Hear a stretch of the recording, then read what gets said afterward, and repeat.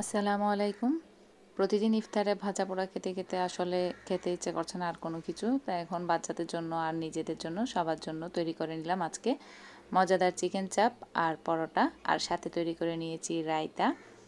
Chicken চাপ তো সবারই বরাবর মতো খুবই পছন্দের। তো এই তো সকালবেলা এখন সবাই ঘুম বাচ্চারা। এখন এই অবস্থাতে ওরা ঘুম থাকা অবস্থাতেই ঘরের সমস্ত টুকিটাকি যা যা কাজ আছে সবগুলো একটু করে নেওয়ার চেষ্টা করছি। মেশিনে কাপড় দিয়েছিলাম, এটা এখন হয়ে আসছে, এই তো ওয়ানে এসে গেছে, তার মানে এখন হয়ে যাবে, কমপ্লিট হয়ে যাবে। তো আশেপাশে এখন বেসিন মানে টুকিটাকি যা আছে আর কি, কিচেনটাও পরিষ্কার করে নিব। আর এখানে আমি রাতে চনা ভিজিয়ে রাখছিলাম কয়েকদিনের জন্য, আমি একসাথে করে রাখি। তো এখন আজকে করে রাখছি যাতে সামনে কয়েকদিন আর করতে না হয়।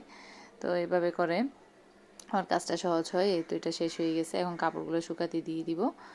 আসলে ঘরের কাজের তো শেষ নেই, প্রতিদিন কিছু না কিছু টুকিটাকি কাজ হতেই থাকে। আর মেশিনে দেখতে গেলে পরিষ্কার কাপড়গুলোই বেশি পরিষ্কার হয়, যেগুলো বাচ্চাদের কলার, শার্টের কলার, গেঞ্জির কলার যেগুলো আছে, জিন্সের প্যান্ট, ওগুলো দেখতে পরিষ্কার হয় না, একটু হাতে ঘষে মেজে দেয়া লাগে ওগুলোকে। তো আমি ওগুলোকে হাতে ভালো করে আগে ব্রাশ করি না আমি, কাপড় ব্রাশ করলে নষ্ট হয়ে যায়। তো আমি হাতে ঘষে, পাউডার দিয়ে হাতে ঘষে দিয়ে তারপর ওগুলোকে মেশিনে দিয়ে ফেলি আর কি। তো এখানে কিছু বাজার আনছি, দেশি মুরগি, পাস্তা আর কিছু অল্প স্বল্প তরকারি, গাজর, শসা, কাঁচামরিচ। তো এখন আজকে কি রেডি করব ওইটাই দেখছিলাম। দুপুরে আসছি এখন আবার কিচেনের অবস্থা, ফ্রিজ থেকে সমস্ত বক্স, মরিচের বক্স যা যা আছে সব কিছু বের করে নিয়ে, আর এইদিকে মুরগিটাকে কেটে ধুয়ে বেছে পরিষ্কার করে চুলায় তুলে দিলাম। নতুন আলু দিয়ে দেশি মুরগি রান্না করছি আজকে। বাচ্চারা একটু মানে সেহরির সময় মাছ খেতে চায় না, তাই ওদের জন্য মুরগিটা করা বা মাংস করে নিই। তো এখানে আমি চিকেন চাপটা তৈরির জন্য এই চিকেনগুলোকে ম্যারিনেট করে রেখে দিচ্ছিলাম। আর সমস্ত প্রসেস আমি আমার অন্য একটি ব্লগে শেয়ার করেছি। তো এই তো এখানে তৈরি করে নিয়েছি আমি চিকেন চাপ, মজাদার, খুবই মজার হয়েছিল এটি। তো আসলে প্রতিদিনের ছোলা, পেঁয়াজু এগুলোর চাইতে একটু অন্যরকম কিছু করতে চাইলে বাচ্চাদের জন্য এটাই আমার বেস্ট মনে হয়।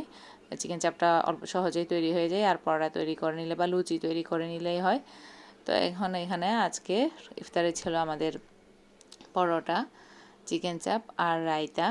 আসলে রায়তাটা না হলে চাপ একদমই ভালো লাগে না। তো আমি রায়তা তৈরি করে নিয়েছি বাসায়। আর কার কার রুটি আমার মতো এমন মানচিত্রের মতো হয়, গোল রুটি তো আমার হয় না, আমার দ্বারা গোল রুটি হয় না। তো আমি যতটুকু পারি যেমন পারি আর কি। তো এখানে একটি মজাদার প্ল্যাটার তৈরি করে নিয়েছি আমি, এখানে সাথে রায়তার রেসিপিটাও একটু দিয়ে দিলাম। তো পুদিনা পাতা দিয়ে, এখানে অল্প একটু লবণ দিয়ে আমি এটাকে ব্লেন্ড করে নিচ্ছি, কাঁচামরিচ, গোলমরিচ গুঁড়ো দিয়ে, আর শেষে শসা, টমেটো আর পুদিনা পাতা দিয়ে এটাকে সাজিয়ে নিব। খেতে খুবই দারুণ হয়েছিল।